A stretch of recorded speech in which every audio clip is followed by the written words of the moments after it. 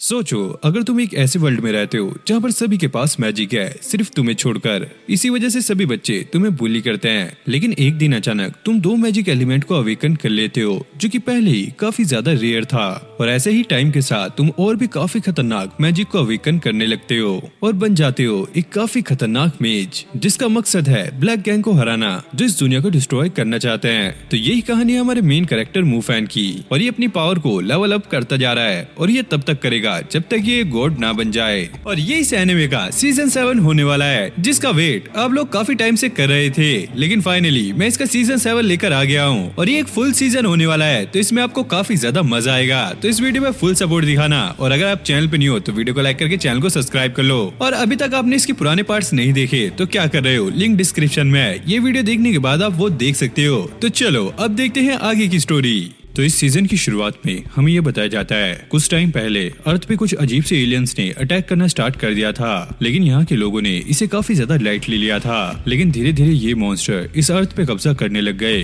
तो इन चीजों से बचने के लिए यहाँ के लोगों ने एक बैरियर बना दिया था, जिसमें ये एलियंस अब नहीं है। लेकिन इसके बाहर ये सारे एलियंस घूम रहे हैं, और जितने भी इंसान है वो सारे इस बैरियर के अंदर है। और अगर ये बाहर गए तो ये मॉन्स्टर इन्हें मार डालेंगे। लेकिन कुछ टाइम बाद इन मॉन्स्टर्स को एक और रास्ता मिल गया, जिसके बाद ये इंसानों का रूप लेके इस बैरियर के अंदर जाने लगे। फिर हम करंट के टाइम में एक लड़की को देखते हैं, जो कि रात में अकेली जा रही होती है। तभी अचानक एक मॉन्स्टर इस पे हमला कर देता है। अगले पल जब इसकी आंख खुलती है तो ये एक अजीब सी जगह पे थी, और उस मॉन्स्टर ने इसको बांध के रखा होता है। और जिस मॉन्स्टर ने इस पे अटैक किया था, फिर हमें उसे दिखाया जाता है, जो कि यहाँ पर कुछ ब्लैक मैजिक को परफॉर्म कर रहा होता है। थोड़ी देर बाद हम देखते हैं इस लड़की की आत्मा जो है अब बाहर निकलने लगती है। हाँ, बस अब तुम्हें मेरी ब्लड को एक्सेप्ट करना होगा, और तुम मेरी तरह ही एक वैम्पायर मॉन्स्टर बन जाओगी। लेकिन तभी अचानक इस पे कोई अटैक करता है, और ये वैम्पायर मॉन्स्टर काफी दूर जाके गिरता है। और ये अटैक हमारे मेन कैरेक्टर मूफैन ने किया होता है। अगर तुम जैसे नाली के कीड़े हमारे अर्थ को खराब करते रहोगे तो हम जैसे मेजिस को आगे तो आना ही होगा। अब मूफैन उस लड़की को जाके बचा लेता है। लेकिन तभी अचानक वो लड़की मूफैन पे अटैक कर देती है। अब इस लड़की को भी समझ नहीं आता कि ये क्या हो रहा है, क्योंकि उस बंदे ने अभी तक इसे अपना ब्लड नहीं दिया। लेकिन फिर भी शायद ये एक वैम्पायर बन गई है, और इसकी बॉडी पे इसे बिल्कुल भी कंट्रोल नहीं है। मूफैन उसे शांत रहने के लिए कहता है, देखो ये वायरस मेरा कुछ नहीं बिगाड़ सकता, लेकिन अभी तुम्हें अपने ठंडे दिमाग से काम करना होगा। लेकिन वो लड़की इससे डर के यहाँ से भागने लगती है। अब पीछे वो वैम्पायर मॉन्स्टर भी आ गया था। एक मामूली सा जादूगर जो कि इस लड़की को बचाने आया है, लेकिन ये भूलो मत तुम बस एक नाली के कीड़े हो।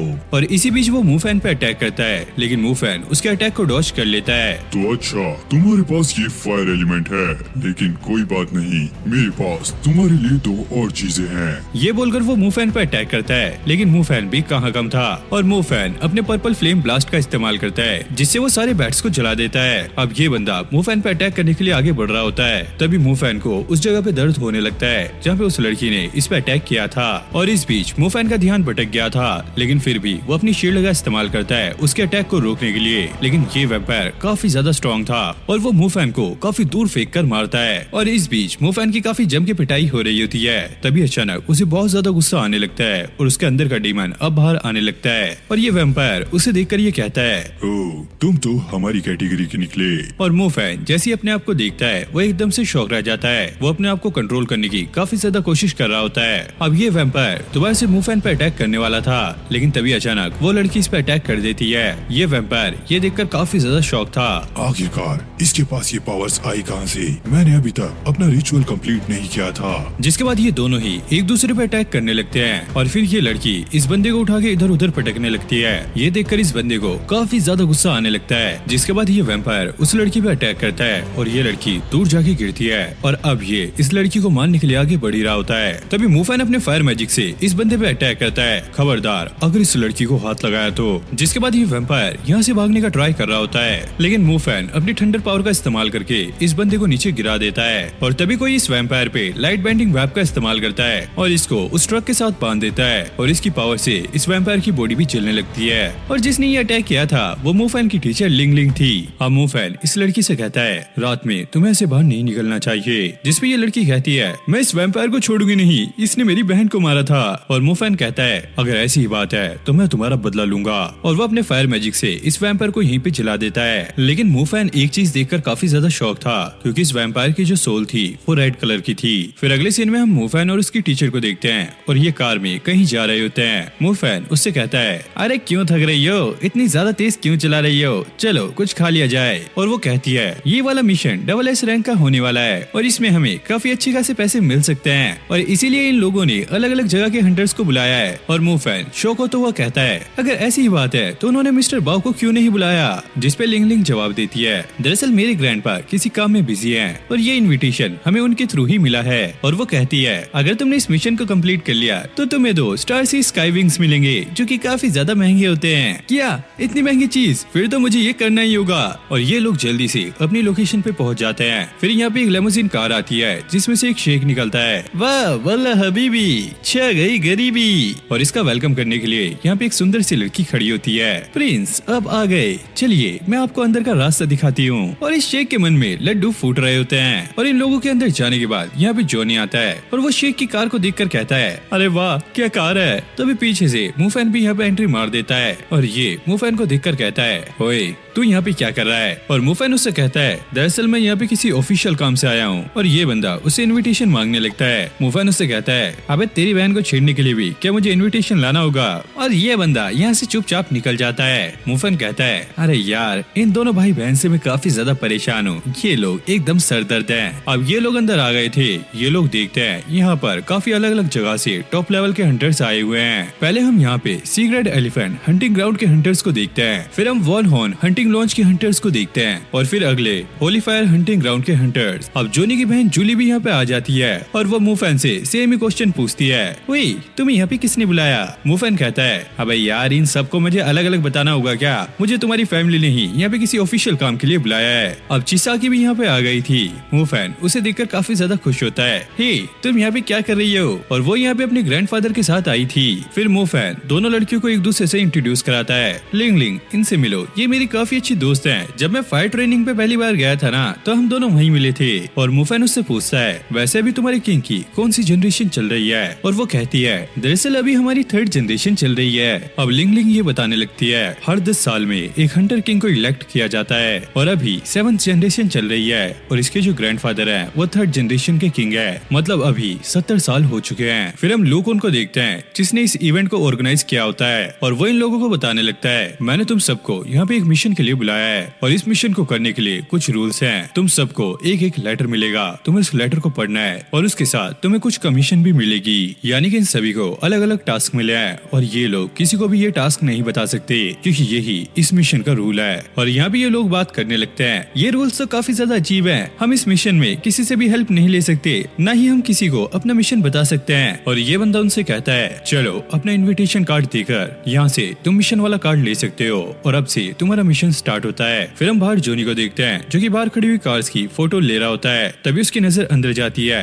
लूओन उसकी बहन को थप्पड़ मार रहे होते हैं। इसे समझ नहीं आता कि उसके अंकल इसे थप्पड़ क्यों मार रहे हैं। यहाँ पे लिंग लिंग मूफैन से ये कह रही होती है, नहीं हम इस मिशन को नहीं कर सकते। मूफैन ये कहता है ऐसा क्या हुआ, लाओ मैं देखता हूँ। और मूफैन जब उस लेटर को पढ़ता है उसमें ये लिखा था, मेरे सामने जो मॉन्स्टर है इसके पास एक रेड सोल है। अबे क्या यार, मैं किसी का फाइनल लेटर पढ़ रहा हूँ क्या। मेरे सामने जो मॉन्स्टर है, पहले मुझे ऐसा लग रहा था कि ये एक नॉर्मल मॉन्स्टर है, लेकिन ये सच में काफी ज्यादा खतरनाक है। लेकिन मैं वादा करता हूँ कि मैं इसे ढूंढ कर लाऊंगा, 7th generation gold Hunter king. और ये लेटर लिंग लिंग के डैड ने लिखा होता है, यानी कि उसके डैड इस मिशन पे खत्म हो गए थे और वो इस बात से काफी ज्यादा गुस्सा थी और इसलिए वो इस मिशन को करने से मना करती है। और मूफैन जब इस लेटर को आगे पढ़ता है, इसमें ये लिखा था, ये मॉन्स्टर काफी खतरनाक रेट से आगे बढ़ रहा है और एक टाइम पे ये बहुत ज्यादा बड़ा हो जाएगा और मुझे ऐसा लगता है काफी जल्दी ये दुनिया को भी तबाह कर सकता है। मैंने इस मॉन्स्टर को ढूंढ लिया है, अब मुझे ये इंतजार है मेरी बेटी यहाँ पर आएगी और इस मॉन्स्टर को खत्म करेगी। लिंग लिंग मूफैन से ये पूछती है, बताओ हम इस मिशन में क्या करना होगा।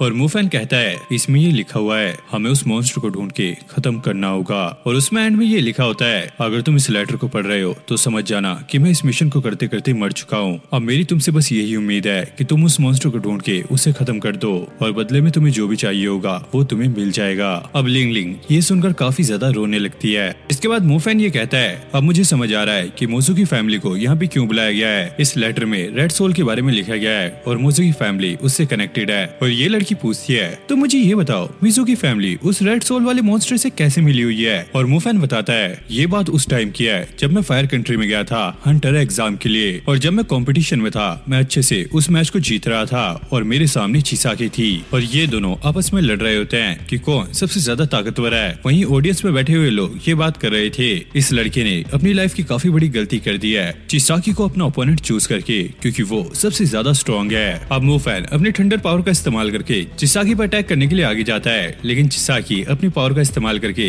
इस मूव को खराब कर देती है और वो इस चीज के अंदर छुप गई थी। अब मूफेन उस पर फायर अटैक करने वाला था, लेकिन तभी चिसाकी उस पे एक सीड फेंक के मारती है जिससे जमीन में दरारें आने लगती हैं और उसके अंदर से काफी सारी जड़ें बाहर निकल रही थी। मूफेन उनसे बचने की ट्राई कर रहा होता है और वो अपनी स्पीड का भी इस्तेमाल करता है, लेकिन ये सारी जड़ें उसे घेर लेती हैं। और मूफेन किसी तरह वहाँ से निकल के चिसाकी पे दोबारा से फायर अटैक करता है, लेकिन चिसाकी भी दोबारा से उन रूट्स को निकाल के अपने आप को डॉच कर लेती है, लेकिन उसके फायर अटैक से ये रूट सब जलने लगती है। अब पूरे एरिना में आग लगने लगती है, किसी को भी पता नहीं लग रहा था कि अंदर क्या चल रहा है। तभी चिसाकी मूफेन पे एक सीड फेंक के मारती है जिसमें से रूट निकल के मूफेन को पकड़ लेती है और मूफेन अब बिल्कुल भी हिल नहीं पा रहा होता है। अब मूफेन इसके अंदर पूरी तरीके से कवर हो गया था।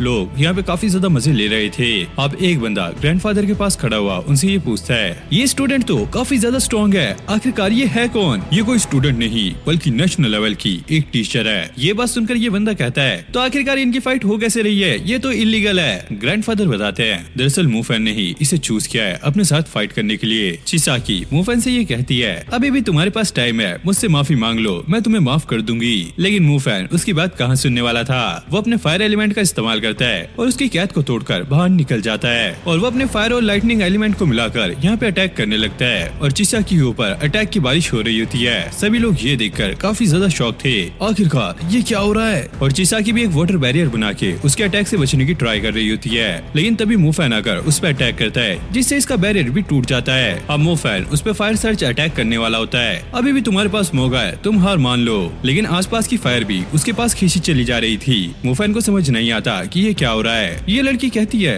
तुम अपनी पावर को सही से कंट्रोल नहीं कर पा रहे हो, अपने दिमाग को शांत रखो और इस फायर को फील करो। अब तुम एक नेक्स्ट लेवल पे जाने वाले हो, यानी कि तुम और भी ज्यादा स्ट्रॉन्ग बन जाओगे। लेकिन मूफेन को इस पे यकीन नहीं हो रहा होता है। अरे ऐसा थोड़ी होता है। और सभी लोग ये देखकर काफी ज्यादा शौक होते हैं कि चिसाकी उस लड़की को ये बता रही है कि उसे उसकी पावर कैसे यूज करनी है। उसके ग्रैंडफादर कहते हैं, आखिरकार वो एक टीचर है और उसका काम यही है। फिर हमें रात का सीन दिखाया जाता है जहाँ पे मूफेन कहीं जा रहा होता है और वो आज अपनी पावर देखकर काफी ज्यादा खुश था, लेकिन तभी अचानक यहाँ पे सायरन बजने लगता है और मूफेन यहाँ से भागने लगता है। फिर हमें नेवी के कुछ लोगों को दिखाया जाता है जो कि ये सायरन बजा रहे थे। इन्हें पता लगता है कि एक काफी बड़ा मॉन्स्टर इन लोगों के ऊपर अटैक करने वाला है। अब मूफेन भी यहाँ पर पहुंच गया था और वो इन लोगों से कहता है, हे आपको क्या हेल्प चाहिए? मैं आपकी हेल्प कर सकता हूँ, प्लीज मुझे वहाँ पे आने दीजिए। लेकिन भाई ये इसको पकड़वा के यहाँ से बाहर भिजवा देते हैं, जा अपना काम कर। फिर ये कैप्टन अपने टाइगर बीस्ट को यहाँ पे समन करता है जो कि फ्लाई कर सकता है और वो इस पे बैठ के यहाँ से निकल जाता है। अब मूफेन एक बंदे के साथ कहीं पे जा रहा होता है। वो देखता है कि यहाँ का ब्रिज नीचे है और ये लोग बात कर रहे थे कि रात में ये ब्रिज नीचे नहीं होता। इन लोगों को ऐसा लगता है कि यहाँ पे गार्ड की जो ड्यूटी है वो चेंज हो गई है, शायद वो ही इसे नीचे करके आगे गया होगा।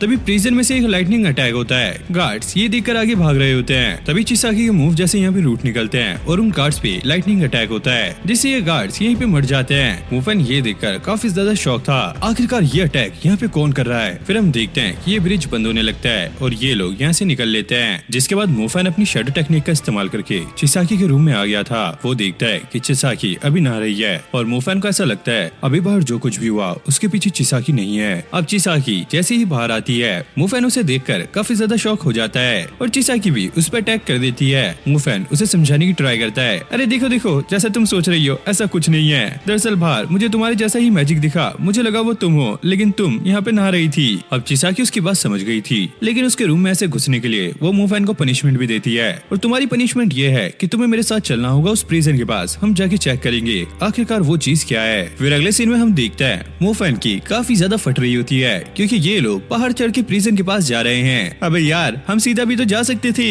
लेकिन वो लड़की कहती है अगर हम सीधा जाते तो हम पकड़े जाते, तो हमारे पास और कोई रास्ता नहीं था। अब ये लोग ऊपर पहुंच गए थे और ये मूफेन को ये बताने लगती है दरअसल इस प्रिजन में उन मेजेस को बंद करके रखा गया है जिन मेजिस ने अपने जैसे मेजिस को मारा है। और मुफैन उससे पूछता है लेकिन हम यहाँ पे क्यों आए हैं, जिस पे ये कहती है दरअसल मेरा भाई भी यहाँ पे फंसा हुआ है। मुफैन कहता है क्या तुम्हारे भाई ने भी किसी को मारा है, जिस पे ये जवाब देती है नहीं मेरे भाई ने ऐसा कुछ नहीं किया, दरअसल वो यहाँ पे जासूसी करने के लिए आया था लेकिन वो भी यहाँ पे फंस गया। और ऐसे ये बातें करते हुए अंदर जा रहे होते हैं लेकिन चिसाकी को किसी भी सेल में उसका भाई नहीं दिखता। फिर हमें अंदर का सीन दिखाया जाता है जहाँ पर 4 गार्ड्स खड़े थे और वो एक एरिया को गार्ड कर रहे थे। तभी अचानक इन गार्ड को सेंस होता है कि कोई इन पे हमला करने वाला है, लेकिन उससे पहले ही इन लोगों पे हमला हो जाता है। अब एक गार्ड जो यहाँ पे बचा था वो अलार्म को बजाने ही वाला था लेकिन वो भी इस अटैक में फंस जाता है और ये अटैक मुफैन और चिसाकी ने किया होता है। अब चिसाकी भाग के अपने भाई के पास जाती है और वो उसे देखकर काफी ज्यादा रो रही होती है। आपको यहाँ पे बंद क्यों रखा गया है, आखिर आपने ऐसा क्या किया?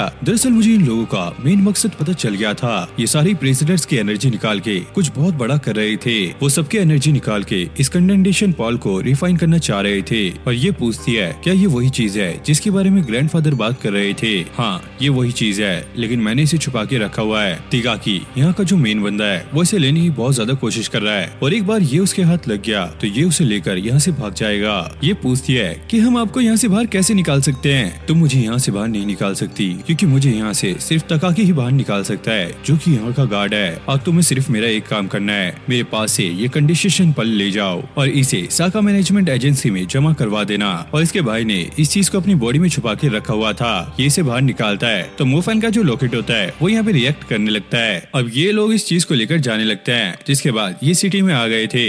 चिसाकी को एक बेवड़ा यहाँ पे छेड़ने लगता है, ओए चमक चलो चलो मेरे साथ चल लो, लेकिन चिसाकी इसे दूर फेंक के मारती है। मुफैन उसे समझाने की ट्राई करता है, ये तुम क्या कर रही हो, हम ऐसे नहीं कर सकते। लेकिन चिसाकी यहाँ पे धीरे धीरे ट्रांसफॉर्म हो रही थी और इसकी आंखें भी लाल हो जाती हैं। जिसके बाद चिसाकी सब पे ही अटैक करने लगती है। वो एक एक करके सभी लोगों को मार रही थी और उसे खुद भी नहीं पता होता कि वो क्या कर रही है। मुफैन उसे समझाने की ट्राई करता है, तुम ऐसा क्यों कर रही हो, शायद वो पल तुम्हारे ऊपर कब्जा कर रही है, जल्दी से उसे बाहर निकालो। तुम अपने काम से काम रखो, अगर तुम मेरे सामने आओगे तो मैं तुम्हें भी मार दूंगी। तो ठीक है मैं समझ गया हूँ कि तुम ऐसे बात नहीं आने वाली, मुझे उस पल को तुम्हारे अंदर से बाहर निकालना होगा। जैसे मुफैन उस पर अटैक करता है ये उसके अटैक को आराम से डॉज कर लेती है और वो आसपास यहाँ पे तबाही मचाने लगती है। और मुफैन उससे बचता हुआ छत के ऊपर आ गया था, उसे समझ नहीं आता कि वो क्या करे तो फिर वो अपने बीस्ट को यहाँ पे समन कर लेता है और जैसे वो इस पे बैठ के यहाँ से जा रहा होता है चिसाकी यहाँ पे एक फायर अटैक करती है और वो अपनी वाइन से मुफैन को यहाँ पे पकड़ने वाली थी। अब मुफैन जैसे ही नीचे गिरता है वो अपनी सिगरेट पावर को अनलॉक कर लेता है और इसके ऊपर एक आर्मर आ जाता है और इसके पास जो छोटी सी बच्ची थी वो इसके साथ मिलकर इसकी पावर को काफी ज्यादा बढ़ा रही होती है। अब मुफैन की लुक काफी ज्यादा किलर लग रही होती है, इसके पास एक स्वॉर्ड भी थी, साथ में अब इसके पास विंग्स भी आ गए थे और अब जितनी भी रूट्स निकलती हैं ये अपनी पावर से काफी आसानी से उनको जला रहा होता है। जिसके बाद अब मुफैन बाहर आ गया था और वो अपनी पावर से चिसाकी पे अटैक करता है। चिसाकी यहाँ पे एक बैरियर बना के उसकी पावर को रोक रही होती है लेकिन ये बैरियर भी उसके काम नहीं आता। जिसके बाद वो यहाँ से भागने लगती है लेकिन मुफैन का अटैक उसका ही पीछा कर रहा होता है। जिसके बाद मुफैन इस पे अपनी लाइटनिंग पावर से अटैक करता है और जैसे ही उसमें कवर हो जाती है वो इस पे फायर से अटैक करके इसको नीचे गिरा देता है। लेकिन अब भी ये मुफैन पे अटैक करने के लिए खड़ी हो रही थी। मुफैन इस पे अपने पर्पल मैजिक का अटैक करता है जिससे ये दोबारा अब नीचे जाके गिरती है और इसके अंदर जो पर्ल था अब वो बाहर निकल गया था। अब ये दोनों उस पर्ल को लेकर चिसाकी के ग्रैंडफादर के पास आ गए थे। अब ये मुफैन को थैंक्स कह रहे होते हैं चिसाकी और सिटी को बचाने के लिए, वरना ये लड़की पूरी सिटी को ही खत्म कर देती।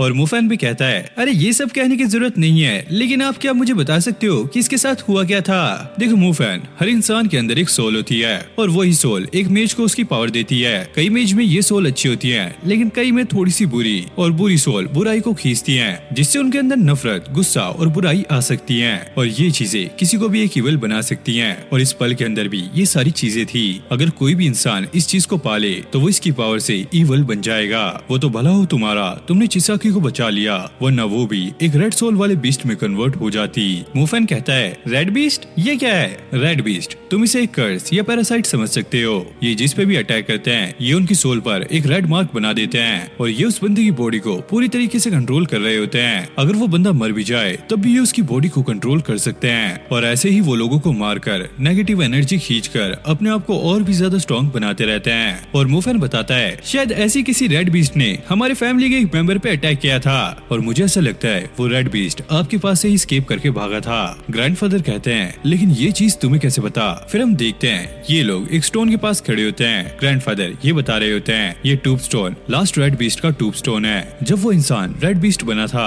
तो वो यहाँ से निकल गया, लेकिन हमने उसकी रिस्पेक्ट में ये टूब स्टोन बनाया था और उस इंसान का नाम था यूकी। पहले यहाँ पे यूकी, चिसाकी की मॉम और कुछ लोग मिलकर बीस्ट को कंटेन करने का काम किया करते थे और ये लोग एक फैमिली की तरह थे और सबसे पहले जो रेड बीस्ट बना था वो यूकी ही था। पहले तो ये सारी चीजें इन लोगों ने सीक्रेट रखी थी, लेकिन धीरे धीरे उसकी पावर काफी ज्यादा बढ़ने लगी और ऐसे करते करते वो इंसान को मारने लगा और वो एक रेड बीस्ट में कन्वर्ट हो गया था। हमने डिसाइड किया था कि हम लोग उसे मार देंगे। चिसाकी ये सुनकर काफी ज्यादा हैरान होती है। मोफैन पूछता है तो उसके बाद क्या हुआ ये बताते हैं। यूकी काफी ज्यादा स्मार्ट था, वो उस पल को लेकर यहाँ से निकल गया था ताकि वो खुद रेड बीस्ट का सामना कर सके, लेकिन वो इसमें फेल हो गया और रेड बीस्ट ने उसके ऊपर कब्जा कर लिया। चिसाकी को ये सुनकर काफी ज्यादा बुरा लगता है क्योंकि यूकी थे तो उसके अंकल ही और इसके ग्रैंडपा बताते हैं इसका जो कजन है जो कि प्रिजन में बंद है वो अपने डैड के बारे में ही सारी इन्फॉर्मेशन इक्कठा करने के लिए गया था कि उसके डैड के साथ क्या हुआ था, लेकिन वो भी उस चीज में फंस गया और वो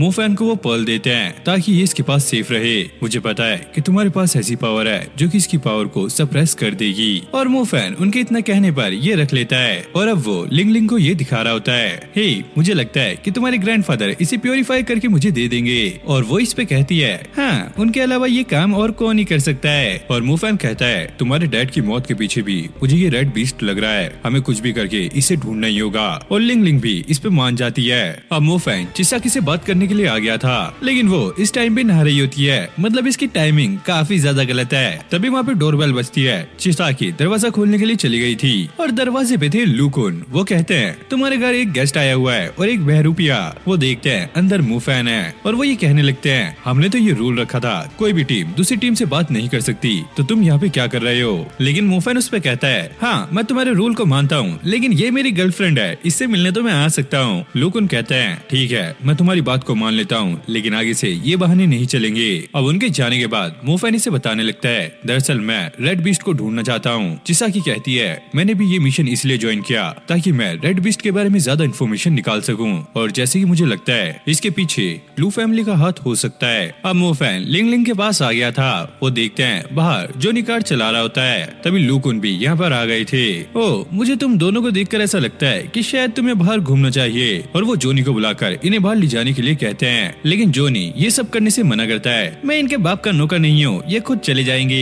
लेकिन तभी वो अंकल कहते हैं अच्छा तो तुम ये बात नहीं मानोगे तो मैंने तुम्हें जितनी भी कार्स दी हैं तुम्हें वो वापस देनी होगी और उसके बाद तुम्हें पता है कि मैं तुम्हारा क्या करूंगा। और फिर जोनी चुपचाप इसकी बात मान जाता है। अब ये लोग एक जगह पर आ गए थे जहाँ पे सारी चीज खंडर पड़ी होती है। जोनी पूछता है हे तुम यहाँ पे क्या करने आए हो, क्या तुम यहाँ पे आशिकी करोगे। मोफैन कहता है दरअसल मुझे यहाँ पे एक काम है, तो तुम अपने मुंह को बंद रखो और चुपचाप हमारे साथ चलो। लेकिन जोनी आगे जाने से मना कर रहा होता है क्योंकि यहाँ पे ब्रिज टूटा हुआ है। मोफैन उसे चलने के लिए कहता है और वो अपनी मैजिक से एक पोर्टल बना के कार को दूसरी तरफ पहुंचा देता है। लेकिन मोफैन और उस लड़की को ये शक हो रहा होता है कि जोनी भी रेड बीस्ट हो सकता है, लेकिन फिर भी ये बहुत ज्यादा बुद्धू है तो हमें इस पे नजर रखनी होगी। अब ये लोग इस जगह पे आके छानबीन करने लगते हैं। तभी मोफैन की नजर एक बिल्डिंग पे जाती है जहाँ पर एक अजीब सा निशान बना होता है और इससे इन्हें ये क्लियर हो जाता है जो कि रेड बीस्ट है उसके पास 6 टोज हैं। अब ये लोग अलग अलग जाकर और भी क्लू ढूंढने लगते हैं। वही मोफैन अब ये बता रहा होता है अगर किसी भी बीस्ट के पास बचपन में 4 टोज होते हैं तो वो कभी भी उन्हें चेंज नहीं कर पाएगा,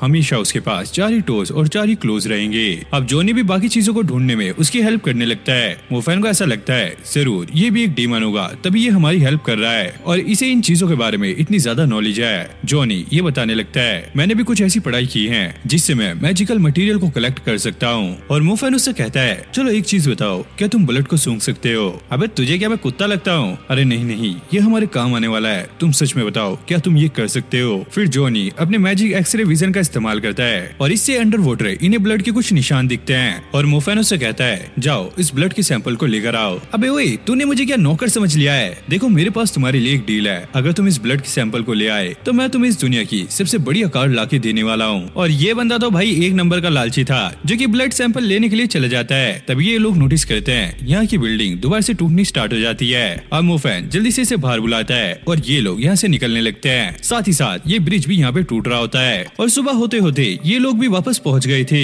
मोफैन यहाँ पे एक लड़की को देखता है और ये लड़की वही थी जिसे इसने शुरू में बचाया था।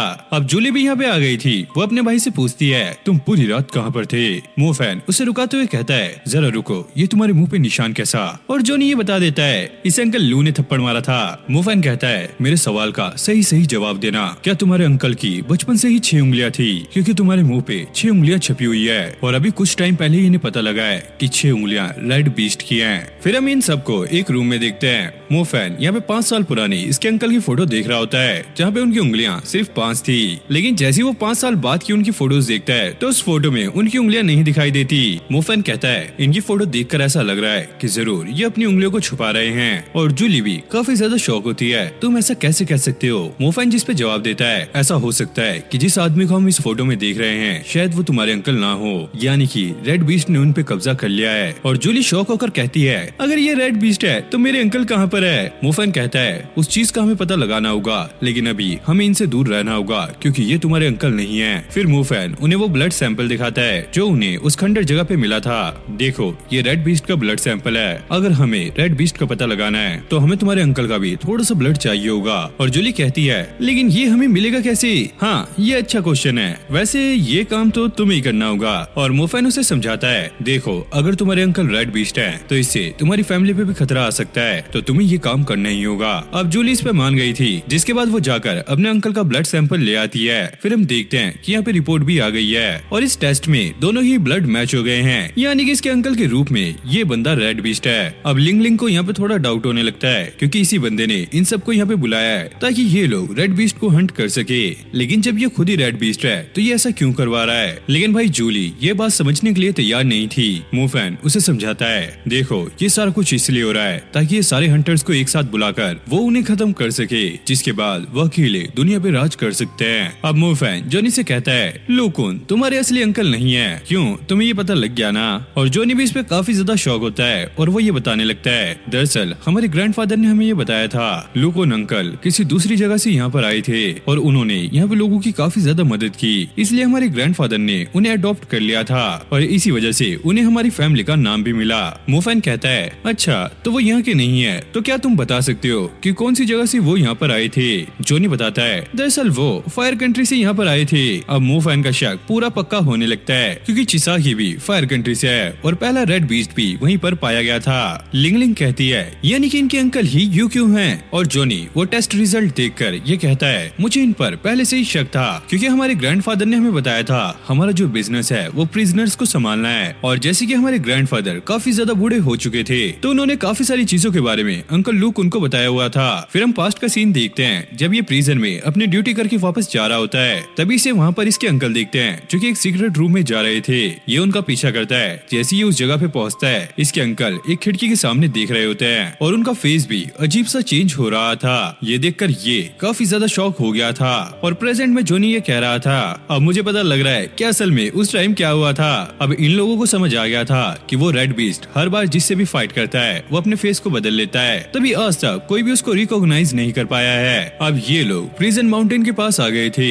लेकिन तभी मोफैन को साइड में एक और सिटी दिखती है और ये वही सिटी थी जब मोफैन की सिटी पहली बार डिस्ट्रॉय हुई थी, तो वो यहाँ पे रहने के लिए आया था। जिसके बाद मोफैन अब उस सिटी में चला गया था और वो यहाँ पर आकर अपनी पुरानी चीजों को याद करने लगता है और वो उस रूम पे भी आता है जहाँ पे वो रहा करता था। यहाँ पर एक बच्चा भी होता है, मोफैन उसे सारा कुछ बताता है। वो बच्चा अब मोफैन को अंदर लेके जाने लगता है और इस घर में मोफैन का कुछ पुराना सामान रह गया था, ये बच्चा उसे वो लाकर दे देता है और वो बच्चा मोफैन से पूछता है वैसे ब्रो क्या तुम मुझे बता सकते हो कि तुम्हारे पीछे 5-6 लड़कियां पागल कैसे थी? मुझे भी ये ट्रिक जाननी है। मोफैन कहता है अब यार तुझे ये बात कैसे पता लगी? वो दरअसल मैंने आपकी डायरी को पढ़ लिया था और उसमें सारी चीज लिखी हुई थी। जिसके बाद वो बच्चा ये क्लियर करता है दरअसल मैं कोई लड़का नहीं बल्कि एक लड़की हूँ और ये मैं इसलिए कर रही हूँ ताकि यहाँ पे कोई हमला न कर दे, क्योंकि मेरे डैड यहाँ पे नहीं रहते तो मैं एक लड़के बनने का नाटक करती हूँ ताकि मुझे थोड़ी सी सिक्योरिटी रहे। जिसके बाद मोफैन अब उसे बाय बोल के यहाँ से जाने लगता है। तभी ये बच्चा उसे रुकाते हुए कहता है जरा सुनो मुझे तुम्हें एक चीज बतानी है। दरअसल मेरे डैड उस पहाड़ के पीछे काम करते हैं लेकिन वो कुछ दिनों से वापस नहीं आए, क्या तुम जाकर वहाँ पे चेक कर सकते हो? और मोफैन कहता है हाँ तुम चिंता मत करो मैं तुम्हारे डैड को ढूंढ लूंगा।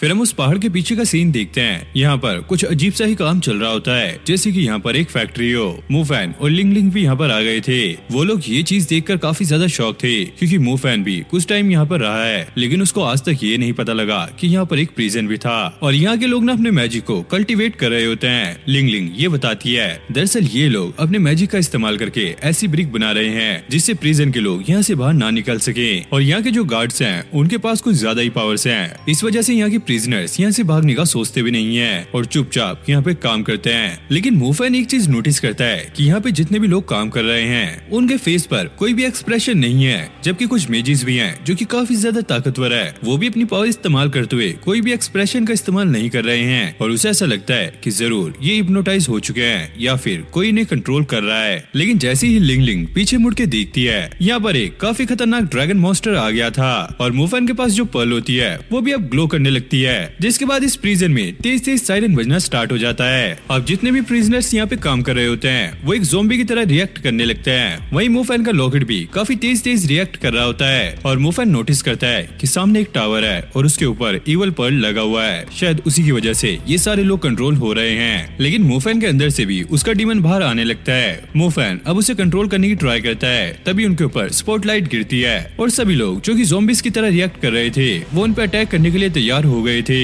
मुफैन लिंग लिंग को एक कपड़ा देता है जिससे वो यहाँ पे इनविजिबल हो जाती है और खुद वो अपनी पावर का इस्तेमाल करके इन लोगों पे अटैक करता है और मुफैन भागता भागता इन लोगों पे अटैक कर रहा होता है। लिंग लिंग मुफैन को ध्यान देने के लिए कहती है। मुफैन यहाँ पे अपने विंड मैजिक का इस्तेमाल करके भी इन लोगों पे अटैक करता है, लेकिन ऊपर जो इवल पर्ल होता है वो भी अपनी पावर से मुफैन पे अटैक कर रहा होता है, जिसके बाद मुफैन अब चारों तरफ से घिर चुका था और मुफैन पे अटैक करने के लिए यहाँ पे काफी सारे लोग आने लगते हैं, यानी कि भाई ये लोग मुफैन की चटनी बना देंगे।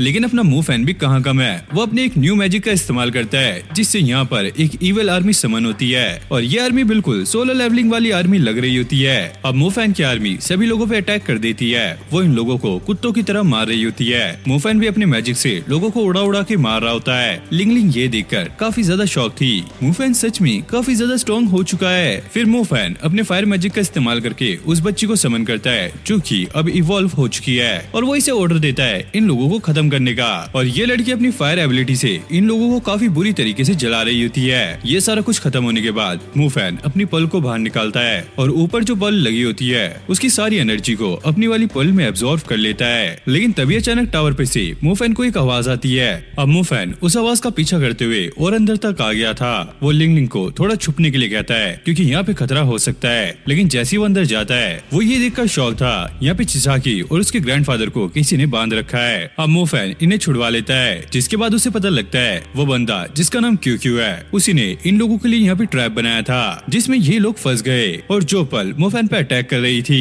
उसे एनर्जी इन लोगों के पास से ही मिल रही थी और इसी वजह से इनका माना भी काफी ज्यादा लो हो चुका है। जिसके बाद मुफैन इन्हें सेफ जगह पे भेज देता है। फिर हम लूकुन और एक अजीब से बंदे को देखते हैं। लूकुन उससे ये पूछ रहा होता है क्या तुम्हें पूरा यकीन है कि ये लोग वही हैं जिसके बारे में एजेंसी को भी आज तक पता नहीं लगा? और ये बुड्ढा कहता है हाँ ये खबर पक्की है। लुकुन कहता है वैसे ये माउंटेन वाला प्रिजन भर चुका है, उन लोगों को तुम्हें अलग जगह पे भेजना चाहिए। और ये बूढ़ा ये भी कहता है वैसे तुम्हारा प्लान सही से काम कर रहा है, बस एक बार तुमने जो सोचा है वैसा हो जाए, उसके बाद ये हंटर भी तुम्हारा कुछ नहीं कर पाएंगे। लुकुन कहता है हाँ बस मुझे थोड़ी टाइम का वेट करना है, उसके बाद मैं अपनी रियल फॉर्म में आ सकता हूँ। जिसके बाद हम उसके हाथ को देखते हैं जिसमें से रेड वेंस बाहर निकल रही थी। फिर लुकुन माउंटेन की तरफ देखता है और एक सेकंड के लिए वो अपनी डीमन फॉर्म में आ जाता है, लेकिन तभी उसे पता लगता है किसी ने उसके फ्रूट को टच कर लिया है और वहाँ पर काफी ज्यादा तबाही मचा दी है। ये देखकर लुकुन को काफी ज्यादा गुस्सा आने लगता है क्योंकि इससे उनका प्लान भी खराब हो सकता है। जिसके बाद वो इस बूढ़े को ऑर्डर देता है जाओ तुम जाके वहाँ पे चेक करो, तब तक मैं तैयारी करके वहाँ पे पहुँचता हूँ। अब लिंग लिंग मुफैन से ये पूछ रही होती है चिसाकी और उसके दादाजी कैसे हैं, जिसपे मुफैन कहता है दरअसल वो लोग काफी ज्यादा वीक हो चुके थे तो मैंने उन्हें सेफ प्लेस पे भेज दिया है। तभी अचानक यहाँ पे काफी सारी धुंध आने लगती है और इन लोगों को इसके बीच में ब्लड की भी स्मेल आ रही थी। तभी वो बूढ़ा भी यहाँ पर पहुंच जाता है, लेकिन मुफैन एक चीज नोटिस करता है कि इस बूढ़े की कोई भी परछाई नहीं है और ये लोगों में से ना कुछ इमोशन खींचकर अपने आप को पावर अप कर रहा होता है। लिंग लिंग मुफैन को ये बताती है दरअसल ये बूढ़ा कोई इंसान नहीं है बल्कि एक वैम्पायर है और ये बूढ़ा फर्स्ट जनरेशन का वैम्पायर है, यानी कि इसकी उम्र 1000 साल से भी ऊपर है। हमें इससे फाइट करने में बहुत ज्यादा दिक्कतें आने वाली हैं और ये वैम्पायर सारे इंसानों का खून चूस रहा है और उन लोगों को इसकी बिल्कुल भी भनक नहीं लग रही है। हमें कुछ भी करके इन सारे इंसानों को यहाँ से दूर लेके जाना होगा। जिसके बाद ये बूढ़ा अपने आप को इंट्रोड्यूस करता है मैं हूँ एक ड्यूक सायन एम्पायर का और मेरी उम्र 1000 साल से भी ज्यादा है। लेकिन मुफैन कहता है अब अब अपने मुंह के शटर को बंद रख, मैं तेरा लेक्चर सुनने नहीं आया हूँ। और वो जाते ही इस पर अटैक कर देता है। ये बूढ़ा काफी दूर जाके गिरता है। तुम बच्चे काफी ज्यादा बदतमीज हो, मुझे तुम्हें सबक सिखाना होगा। अब मूफैन अपने ग्रेविटी मैजिक का इस्तेमाल करके इसे उसमें फंसा लेता है और जैसे ये हवा में उड़ रहा होता है इस पे ये अपने फायर मैजिक का इस्तेमाल करता है और इसके इस अटैक से ये वैम्पायर जल के बिल्कुल राख हो जाता है। लेकिन तभी अचानक हम देखते हैं ये वैम्पायर दोबारा से रिकवर होने लगता है और ये सारा कुछ इंसान के ब्लड की वजह से हो रहा होता है। और मूफैन ये देखकर काफी ज्यादा शॉक होता है। वैम्पायर ये कहने लगता है, दरअसल यहाँ के लोगों का खून बिल्कुल बेकार है, मुझे इससे इतनी ज्यादा पावर नहीं मिल रही, लेकिन मेरे पास जितनी भी पावर है तुम्हें हराने के लिए काफी है। मूफैन कहता है, वैसे तुम 1000 सालों से जी रहे हो, लेकिन अकल तुम में अब भी नहीं आई, तुम एक घटिया वैम्पायर हो या फिर मैं तुम एक चमगादड़ का हूँ। अब ये मूफैन पे अटैक कर देता है। मूफैन इसके अटैक से बचता है और खुद भी वो इस पे अटैक कर देता है, लेकिन ये बूढ़ा काफी ज्यादा तेज हो गया था और वो मूफैन के सारे अटैक से काफी आसानी से बच रहा होता है। और ये बूढ़ा मूफैन से ये कह रहा होता है, हम डार्क एलियन क्लैन के लोग इस दुनिया पे राज करने वाले हैं और तुम लोग हमारे सर्वेंट रहोगे। अब मूफैन गुस्से में आकर इस पे लाइटनिंग से अटैक करता है, लेकिन ये बूढ़ा उससे भी काफी आसानी से बच जाता है। मूफैन अब ये सोच रहा होता है, ये मेरे शैडो अटैक को भी काफी आसानी से एस्केप कर रहा है, वो भी बिल्कुल एक शैडो की तरह नहीं बल्कि किसी और तरीके से।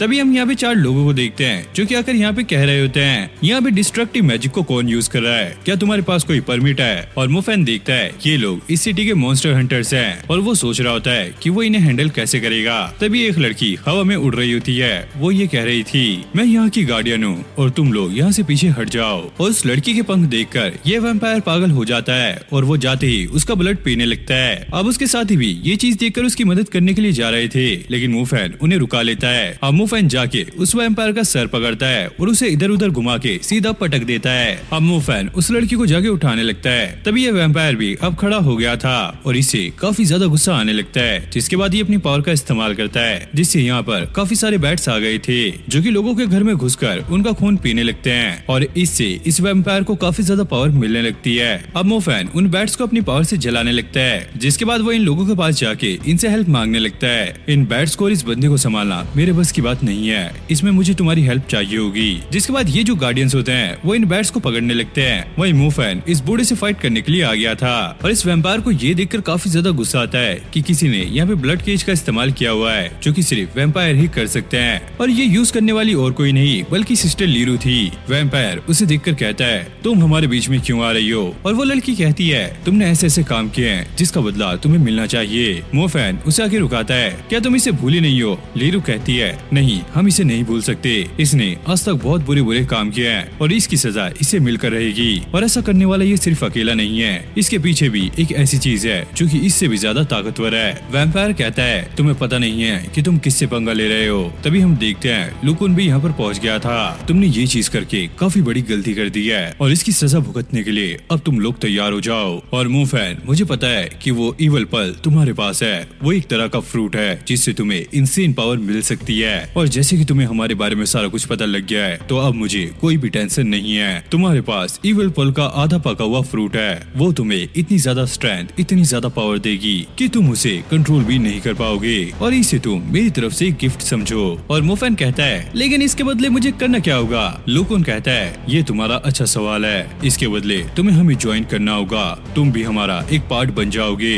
और मूफैन की जेब में जो इवल पल होता है अब वो ग्लो करने लगता है। मूफैन उनसे ये कहता है, तुम लोग एक इवल हो और मैं एक हंटर, तो चलो अब मैं तुम्हें हंट करता हूँ। और वो बंदा कहता है, तुम ये गलती कर रहे हो, मैंने इस दुनिया को बचाया है सायरन का खाना बनने से और मैं इस दुनिया के लिए और भी बहुत कुछ करना चाहता हूँ। मूफैन कहता है, और ये चीज कौन बताएगा, तुमने कुछ लोगों को प्रिजन में बंद करके रखा हुआ है और तुम उनका इस्तेमाल कर रहे हो। देखो मैंने उन्हें बंद करके नहीं रखा बल्कि मैं उन्हें बचा रहा हूँ, वो लोग वहाँ पर सेफ रहेंगे। मैंने उन लोगों के नेगेटिव इमोशन निकाल के उन्हें पावर दिया है जिससे वो और भी ज्यादा पावरफुल हो गए हैं। तुम लोगों को मेरा शुक्रिया अदा करना चाहिए। और मूफैन ये कहता है, हाँ स्पीच तो बढ़िया थी, लेकिन जो तुम बुरे काम अपने अच्छे काम बना के दिखा रहे हो इससे मेरा मन नहीं बदलने वाला। और ये लड़की भी कह रही होती है, हाँ ये तो तुमने बुरे काम ही है। और मूफैन कहता है, इसकी सजा के लिए तैयार रहो। अब लुकुन को ये सुनकर काफी ज्यादा गुस्सा आता है, तुम लोगों के सामने मैंने काफी अच्छा ऑफर रखा था, तुम इस दुनिया पे राज कर सकते थे, लेकिन अब तुम मेरा गुस्सा देखोगे। और ये बोलकर वो अपनी फुल डीमन फॉर्म में आ गया था।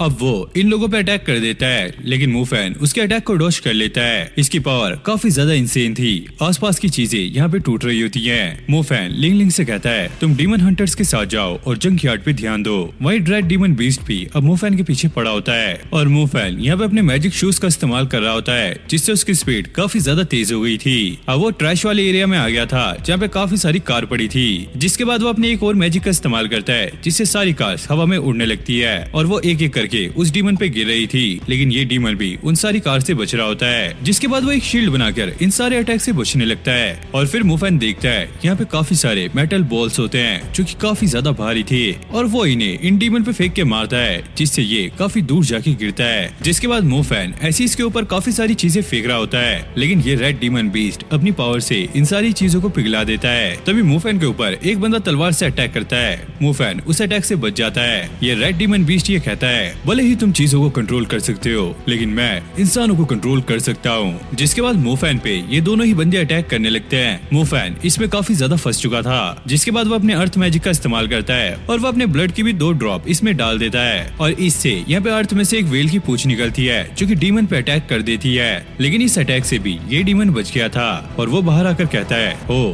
तो अब मुझे पता लग रहा है कि तुम कितने ज्यादा पावरफुल हो। तुम्हारा अर्थ मैजिक बहुत ज्यादा स्ट्रॉन्ग है, ये सुपर क्लास से भी काफी ज्यादा ऊपर है और इसीलिए तुम हमारे जितना मैजिक इस्तेमाल कर पा रहे हो। और मूफैन समझ गया था कि इसके पास एबिलिटी है जिससे ये पता लगा सकता है कि इसके ऊपर कैसा अटैक होने वाला है और कैसे इसे उससे डॉज करना है। जिसके बाद ये डीमन अब लोगों को कंट्रोल करने लगता है जो कि इसकी मदद के लिए यहाँ पर पहुंच रहे होते हैं। मूफैन को समझ नहीं आता कि वो अब क्या करे। तभी मूफैन यहाँ पे एक मैजिक को कास्ट करता है, जिससे यहाँ पे फायर स्पिरिट आ गई थी। मूफैन इसे बाकी लोगों से लड़ने के लिए कहता है और खुद वो डीमन से फाइट करेगा। अब ये फायर स्पिरिट सभी लोगों पे अटैक करना स्टार्ट कर देती है। ये रेड बीस्ट ये देखकर काफी ज्यादा शॉक होता है कि मूफैन सच में काफी ज्यादा पावरफुल है और वो इसके लिए एक परफेक्ट ओपोनेंट है। और ये डीमन अपनी एक नेक्स्ट फॉर्म में आ गया था, जिससे यहाँ पर ये अटैक करता है। मूफैन इसके अटैक से बच रहा होता है। डीमन उससे ये कहता है, क्या हुआ, तुम ऐसे डर क्यों रहे हो, मर्द बनो और मुझसे फाइट करो। बस डीमन को काफी ज्यादा गुस्सा आने लगता है, जिसके बाद ये अपने सिंग को मिक्स कर लेता है और यहाँ पर रेड कलर की पावर निकलने लगती है, जिससे मून भी अब रेड कलर का हो गया था। और इसकी रोशनी की वजह से जितने भी लोग होते हैं वो सारे इसके कंट्रोल में आ गए थे, जो कि अब मूफैन पे अटैक करने के लिए आगे बढ़ रहे होते हैं। इसने इस सिटी के सभी लोगों को कंट्रोल कर लिया था और उनकी जो पावर होती है ये वो भी एब्जॉर्व कर रहा होता है। अब ये मूफैन पे अटैक करने लगता है। मूफैन इसके सारे अटैक से बच रहा होता है। ये डीमन उससे ये कहता है, अब तुम कुछ भी कर लो, लेकिन अब तुम फंस चुके हो। अब ये डीमन अपनी पावर का इस्तेमाल करके मूफैन के पास्ट को देखने लगता है। ओ तो ये तुम्हारे लोग हैं, चलो कोई नहीं, इनके साथ मैं तुम्हें भी खत्म कर दूंगा। अब मूफैन को ये देखकर उससे थोड़ा सा डर लगने लगता है, जिसके बाद ये मूफैन पे अटैक करता है और मूफैन यहाँ पे ढेर हो जाता है। लेकिन ये डीमन अब भी उस पर अटैक कर रहा होता है और वो यहाँ पर अलग अलग अटैक करता है, जिससे मूफैन काफी ज्यादा घायल हो चुका था। अब ये डीमन उस लड़की को देखने लगता है जिससे मूफैन अभी रिसेंट मिलकर आया था और उसे इस लड़की के बारे में सारा कुछ पता लग गया था कि कैसे ये एक लड़का बन के रहती है और सारे लोग इसे बुली करते हैं। देखा ये लड़की कितना ज्यादा डर डर के रह रही है, इसे तो मेरी आर्मी में होना चाहिए। क्यों मूफैन, कैसा रहेगा अगर इसे भी मैं अपने जैसा बना दूं। मूफैन उसे ऐसा करने से मना करता है और उसकी बॉडी में से डार्क ओरा बाहर निकल रहा होता है। डीमन उससे ये कहता है, देखो अभी तुम बहुत ज्यादा तकलीफ में हो, तुम मेरी साइड आ जाओ, मैं ये सारा कुछ खत्म कर दूंगा। लेकिन मूफैन ऐसा करने से मना करता है और डीमन कहता है, अगर ऐसी ही बात है तो चलो हम इस लड़की के दिल की बात जानेंगे और सच पता लगने के बाद तुम खुद ही खुद मेरी साइड आ जाओगे।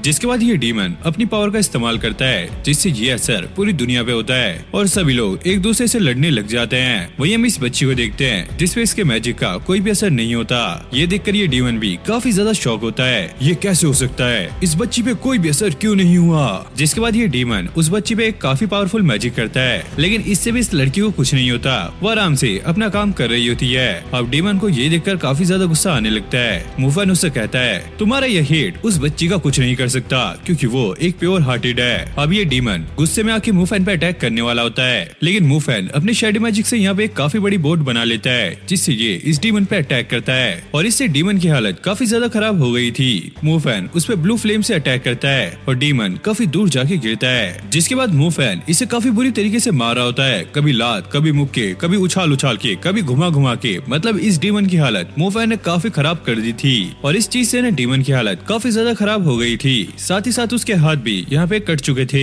अब मूफैन के पास जो पावर पर्ल होती है वो इसकी पावर अपने अंदर एब्जॉर्व करने लगती है। अब ये डीमन मूफैन से ये कहता है, तुम ऐसा क्यों कर रहे हो, तुम मुझे मारना क्यों चाहते हो। और मूफैन कहता है, हाँ ये तो मुझे भी नहीं पता, लेकिन हाँ तुम्हें मारना जरूरी है। और डीमन गुस्से में ये कह रहा होता है, भले ही तुम मुझे मार दो, लेकिन लेकिन मेरे से ऊपर भी बहुत पावरफुल लोग हैं जिनके लिए मैं काम करता हूँ, और मेरे बाद वो लोग यहाँ पर आएंगे और तुम्हें खत्म कर देंगे। और मोफेन शैडो ब्लेड का इस्तेमाल करके इसके 2 टुकड़े कर देता है, जिसके बाद जितने भी लोग इसके कब्जे में थे सारे अब नॉर्मल होने लगते हैं। अब मोफेन लिंग लिंग के पास आ गया था।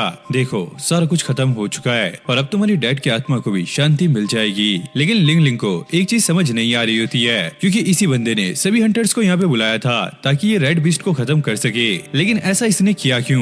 तभी इनके पीछे एक लाइट जलती है और यहाँ पर एक लड़की आती है। मोफेन बताता है दरअसल ये मेरी एक फ्रेंड है, और हाँ क्या तुम अपने हाइपरनेशन से उठ गई? और वो कहती है हाँ मैं उठ गई हूँ, लेकिन अभी मुझे बहुत ज्यादा भूख लगी है। जिसके बाद वो रेड बीस्ट के बारे में बताने लगती है। रेड बीस्ट ने फर्स्ट जनरेशन के 8 लोगों की सोल को गैदर किया था, वो भी पूरे वर्ल्ड से, और उसकी मेन थीम थी ओटम। जिसके बाद उसने कोल्ड हंटर्स को इकट्ठा किया और उनकी पावर्स अपने अंदर खींचने लगा, और ऐसी अगर वो इन 8 लोगों को मारकर उनकी सोल अपने अंदर एब्जॉर्ब कर लेता तो वो इस दुनिया का काफी खतरनाक डीमन बन जाता। और इन सब के टॉप पे थे तुम्हें मारने के बाद उसे काफी ज्यादा एनर्जी मिलती, जिसके बाद उसे हराना नामुमकिन हो जाता। इसलिए अब से तुम्हें अपना ध्यान रखना होगा। और जैसे ही वो तुमने लेटर पढ़ा था उसमें लास्ट हंटर की जो विश थी वो पढ़ के तुमने उसे कंप्लीट किया, इसकी वजह से तुम्हारे अंदर और भी ज्यादा पावर्स आ गई हैं। और लिंग लिंग कहती है तो उस रेड डीमन का मकसद ये था कि हम सारे एक दूसरे को मिलकर मार डालें ताकि उसे आसानी से और भी ज्यादा पावर्स मिल जाएं। अब मोफेन कहता है जैसे कि इस रेड डीमन बीस्ट ने ये कहा था कि ये किसी के लिए काम करता है और वो लोग इससे भी ज्यादा पावरफुल हैं, तो हमें आगे के लिए तैयार रहना होगा। और इसी के साथ फुल टाइम मैजिस्टर का ये पार्ट भी यहीं पे एंड हो जाता है। मुझे पता है कि ये पार्ट काफी ज्यादा लेट आया है, लेकिन आपको ये जरूर से पसंद आया होगा। और भाई ये फुल टाइम मैजिस्टर में पता नहीं क्या क्या चल रहा है, आगे ये एनिमे और भी ज्यादा खतरनाक होने वाली है। और इसका नेक्स्ट सीजन जब भी आएगा मैं उस पर वीडियो लेकर आ जाऊंगा, तो आप मेरे चैनल पे ऐसी सपोर्ट दिखाते रहो। और हाँ, अगर आप चैनल पे न्यू हो तो वीडियो को लाइक करके चैनल को सब्सक्राइब कर लो। और अगर आपने इस एनिमे के शुरू से पार्ट नहीं देखे तो जाओ, कर क्या रहे हो, जाके चेकआउट करो, लिंक मैं डिस्क्रिप्शन में दे दूंगा। इसके बहुत सारे पार्ट मैंने बनाए हैं। बाकी मैं मिलता हूँ नेक्स्ट वीडियो में, तब तक के लिए okay, take care, bye bye.